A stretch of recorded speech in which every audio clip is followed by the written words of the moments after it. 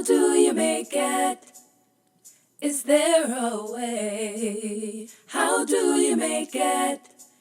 Every day with prayer and preparation and positivity over family, over family. With prayer and preparation and positivity over family, over family. Friendship. All right, today's topic is one that we keep having a run-in with. It does not get old, and I'm starting to see with CJ in middle school now, it's becoming less problem-based and it's becoming more dramatic to me. As a parent, I try to give good advice without stepping in, but I figured it'd be good to make a post coming from the minds of children and then also mixing it in with some of the advice that I've given the kids. So we are all trying to be squished here on this table, so bear with us. Squish! So friends, how many of us have them? Personally, it is very hard for me to make friends sometimes. I'm a military spouse, and being someplace long enough or someone else being in the same place long enough for me to become friends, it usually does not happen because I'm very closed in. I have a family I have to look out for. So for an adult, I'm going to speak from the adult point of view and they're going to speak from the kids. For me, it's very important. I can't choose a friend based off of someone that I see as friend material. I have to pick friends based off of, do they have children? Are their children kind? Are their children, do they even mesh with my kids? Like I would love to just choose a friend, but usually where I am, my kids are, or they are sometimes. Another thing that I have to factor in is whether they are married or not, and if they are married, are they happily married? Are they miserable? Are they respectful to their spouse? Like when you were a kid, it's just, do they like me as a friend? Can they share with me? Can we play together? Are they mean to me? Do they put me down? When you become an adult, you can't just choose off of that. As a person who desires a friend, I must first show myself to be friendly. But then on top of that, I have to have this standard of finding someone who honors their spouse. Do they have disciplined children? Because it's hard to be friends with someone if your kids are hurting each other. I have to think about their spiritual life. But I do have a point on that later on about spiritual life that I did want to talk about. Not willing to repeatedly follow. You're not willing to repeatedly follow, okay? To a point, like where there's like, there just has to be give and take. There does have to be. But if it's just like, follow me and jump off the bridge, like, no. It's just like that. Well, if you see someone hurt, don't just stand there. You have to help them. So you want friends that see hurt and handle it, or actually move on it? All right. Mom, if the friend is wrong or something like that, you shouldn't be friends with them and then stand up for yourself if the friend is treating you wrong or something. So at no point in friendship should you have to lower your standard and do something wrong. Is that what you're telling me? Yeah. So if you have a friend that's pressing you to do something wrong and they don't listen to you say no, will that person continue to be your friend? Taylor, how do you choose your friends? What do you want them to be? I just want them to be positive, and they're like going to be great friends. What I'm trying to say is they can't celebrate or worship other gods. They have to be like not putting God in You don't have to, we're not in class. You don't have to raise your I hand. disagree with that. Okay, why do you Because- disagree? This is a great discussion. Why do you disagree? I disagree with that because they don't actually have to believe in God. That's why you're there to help them. But you don't have to force them or anything. What you really do need is a friend that's just supportive and kind and things like that. That's interesting. That's an interesting take on it. Mom, I have something Yeah. to say. Just because they're your enemy, that doesn't mean you have to be mean to them and not talk to them. You can just say hello That's true. and then just be kind. So if someone that is not someone that you consider to be a friend, the way she's saying is you don't have to be mean to them. You said something about spiritual life, and I think that's very important because as a child, you're not going to find, a lot of Many times you're not people. going to find many people. And that's as an adult too. I can barely find one person that's Christian in this school that doesn't curse and stuff like that. Well, that's why we're talking about that. In all honesty, some of the best friends I've had are not my most religious friends. I had a friend in middle school and she was very real. She was not trying to be me. She knew I went to church. She knew I was a church girl and everything. But the thing that kept me being her friend did not lie to me for real. And if there was truth that she knew that I needed to know, she didn't bite her tongue or hesitate to tell me. She didn't try to put me down, but she wasn't about to put me over her either. And I think that's important because you feel like if somebody say I'm a Christian, then boom, we're headed to the top. I'm not saying lower your standards when it comes to your faith walk. I'm saying that as a child, everyone, they're developing. Like when I try to get you to come up to understanding more mature ways of thinking, it's hard for you, right? Well, it's the same way with some of the people that we run into.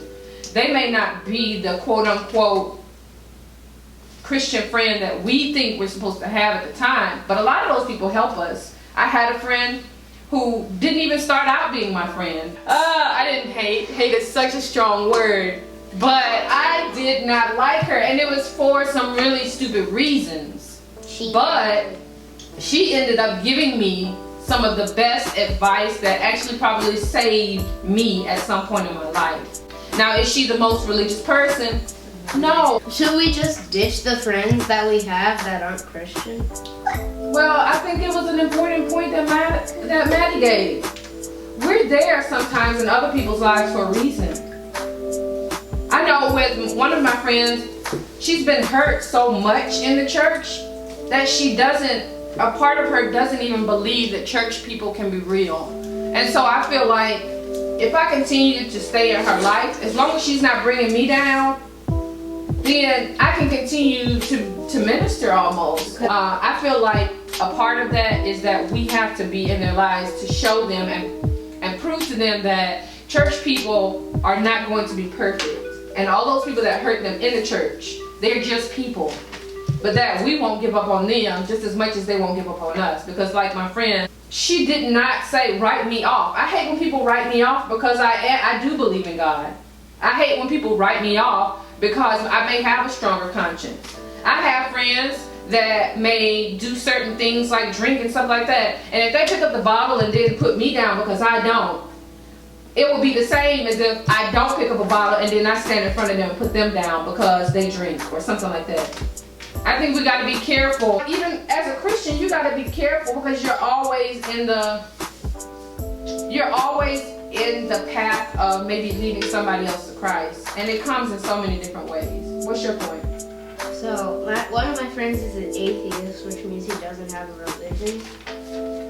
So he doesn't exactly put God down, but he's just like regular. But I'm trying to convince him to become Christian, and it's kind of working.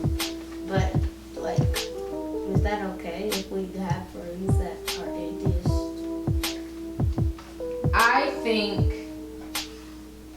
if we look at the life of Christ as a Christian, did he only say, I'm going to only hang around Christians? No. No, there were some times when he sat down and ate with people, and people were like, why is he sitting with them? Or why is he eating with them? I think that is something that you have to ask God for yourself. I don't believe in you totally relying on me to tell you who your friend should be. I feel like your relationship with Christ should help you see that. Your friends should inspire you to be a better person. Now, should a friend, you know this friend doing things that could potentially hurt your Christ walk. My atheist friend, he doesn't like that.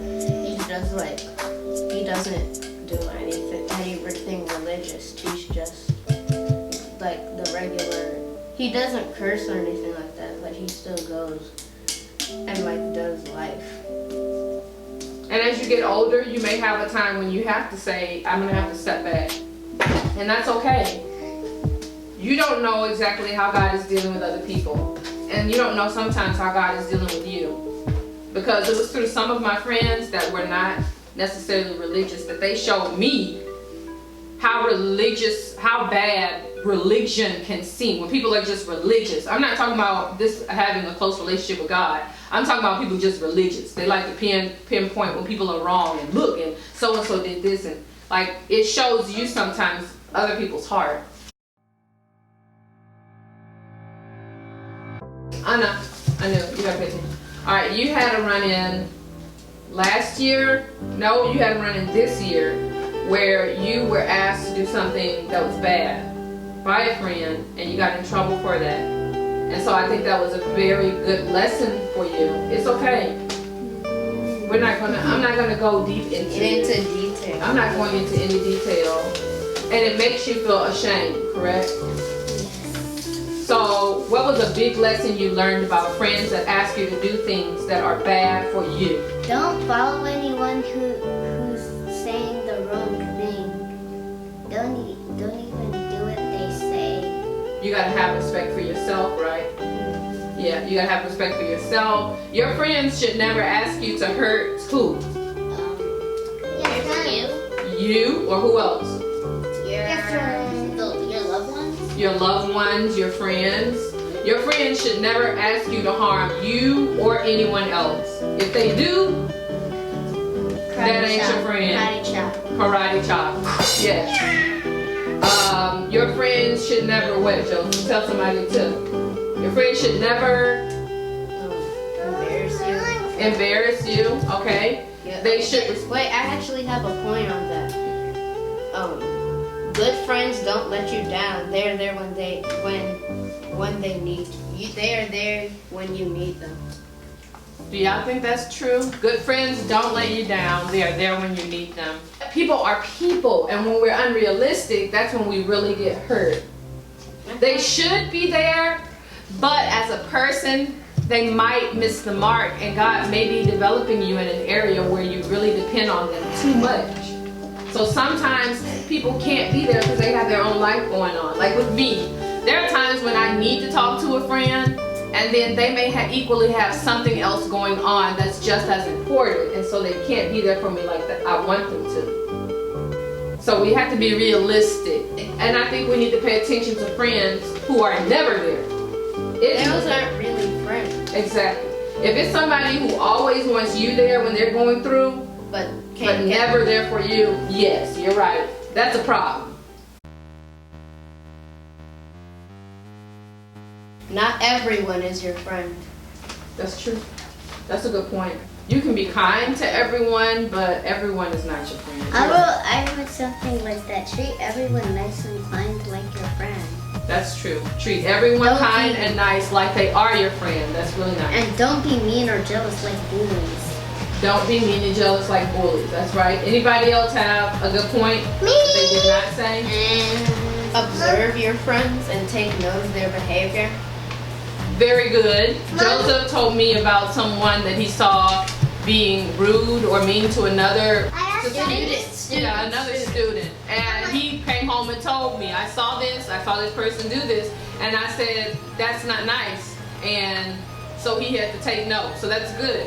You need to always observe your friends. Continue observing them, because there's a lot you learn about people.